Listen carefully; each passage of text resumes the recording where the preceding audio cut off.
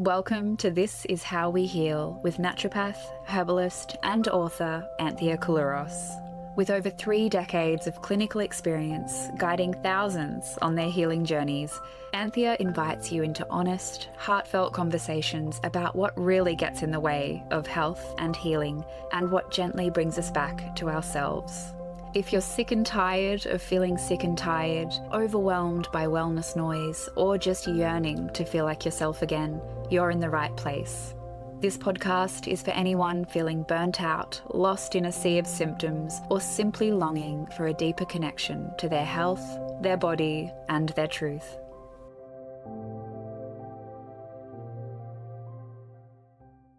Hello and welcome to This Is How We Heal. I'm Anthea Koulouros, naturopath, author, and founder of Apotheca by Anthea.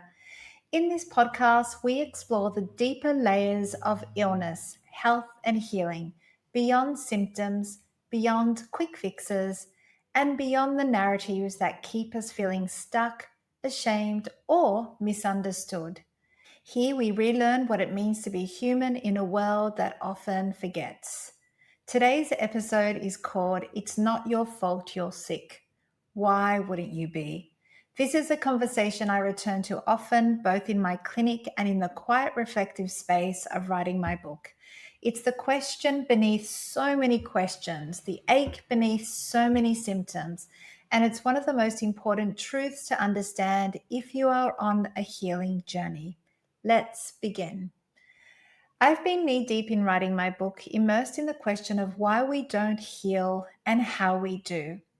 And in that space, 2 thoughts follow me everywhere, in session, with patients, on walks, while reading, while listening, and even in the moments between tasks when a thought rises unannounced and I simply follow it. I often describe this place as the well. Some days it feels deep, mysterious, and murky, filled with things not yet named. Other days it feels shallow, clear, obvious, like the truth has been waiting on the surface, quietly patient. The well is where ideas gather, where I sit to understand you, myself, and the times we are living through.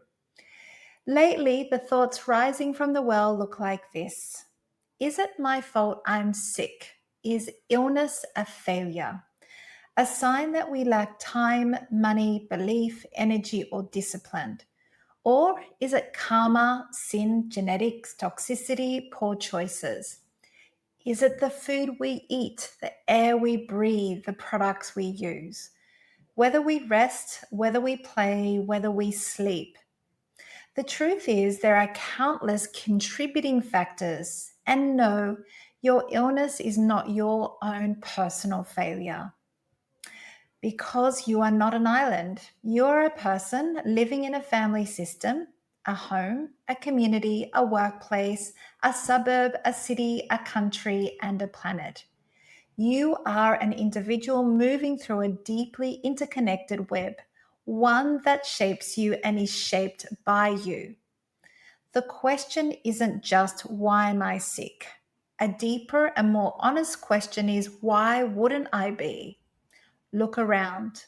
We live in a world saturated with chronic stress, environmental toxins, ultra-processed foods, fractured communities, unrelenting demands, disrupted rhythms, and a constant drumbeat of urgency and distraction. A world where we ask human bodies to operate in inhuman conditions. A world that treats rest as indulgent, nourishment as optional, and slowness as a flaw.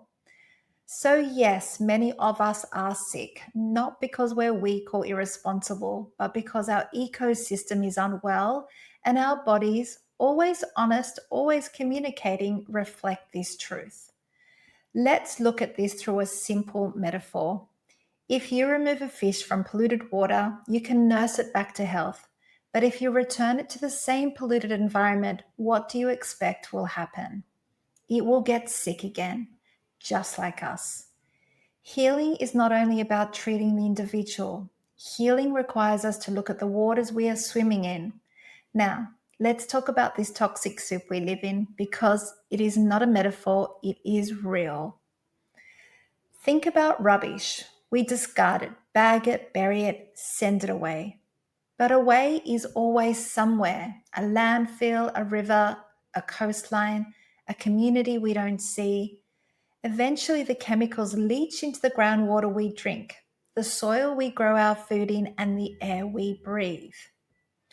When industries manufacture goods, it's not only the final product we should consider, it's the chemicals used, the byproducts released, the pollutants discharged into waterways and skies. Even if you never buy those products, even if you live what you consider a clean lifestyle, you are still affected by the choices and systems around you. This is why the question, is it my fault I'm sick? It is far too small for the complexity of what we face. Nothing exists in isolation. Everything is interconnected. Air in your lungs carries the signatures of global systems. Your microbiome reflects the food system, the soil system, the stress system. Your hormones reflect your nervous system, your relationships, your lived environment, and your inherited patterns. We are not separate from the world around us. We are shaped by it. So, is it only your fault that you are sick? No. And it may be the wrong question entirely. The better question is, what now? What do I have agency over? What can I tend to? What can I change, soften, support, or restore? This is where healing begins, not with the blame, but with awareness. Awareness is your turning point, your compass, your guide back to wholeness. Awareness is not perfection. Awareness is not purity. Awareness is not eliminating every toxin, avoiding every stressor, or controlling every variable. Awareness simply asks, what can I shift today, gently, incrementally, to support my body and the world it lives in? Because here is the truth. We all do the best we can with what we know, with the time and resources and energy that we have. Healing happens in increments, small adjustments, quiet shifts, one decision, then another, a soft turning of the wheel. We plug ourselves back into the world, not in the way we're taught through productivity and striving, but through connection, alignment, and attunement. And the constant that holds us, that never leaves us, that never stops communicating with us is nature. Nature is the great equalizer, the original healer, the pulse beneath our feet, the pattern our biology remembers, the rhythm our bodies rely on. Nature never punishes, nature only signals just as your body does. Symptoms are not scoldings, they are simple messages that whisper boundary lines and request to pay attention. When we fall out of alignment with nature, her rhythms, her boundaries, her wisdom, she will let us know to guide us back, because the solution always is within us and around us. We heal by listening, by tending, by remembering, by aligning, by reconnecting with the world we forgot we belong to. The more we return to nature, the more she returns to ourselves. And perhaps that is the deepest truth of all. You were never meant to heal alone. You were meant to heal in connection with nature, with others, and with the world that holds you. And when we remember this, the path forward becomes clearer, gentler, more possible.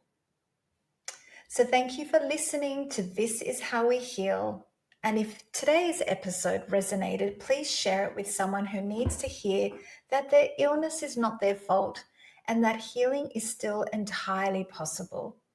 If you'd like to dive deeper into these themes, you can join me inside our Staying Healthy Together Club membership, where we explore the habits, rhythms, and nourishment that anchor our healing across the seasons. And you can also book a naturopathic consultation or explore my articles, courses, and resources at apothecarbyanthea.com. And so until next time, tend to your body, return to nature, and remember your symptoms are not your shame, they are your guide home. If this episode spoke to you, your healing journey doesn't have to end here. Join Anthea in her dedicated online community, the Staying Healthy Together Club, a space for real conversations and holistic health education with trusted resources. We'd love to see you there.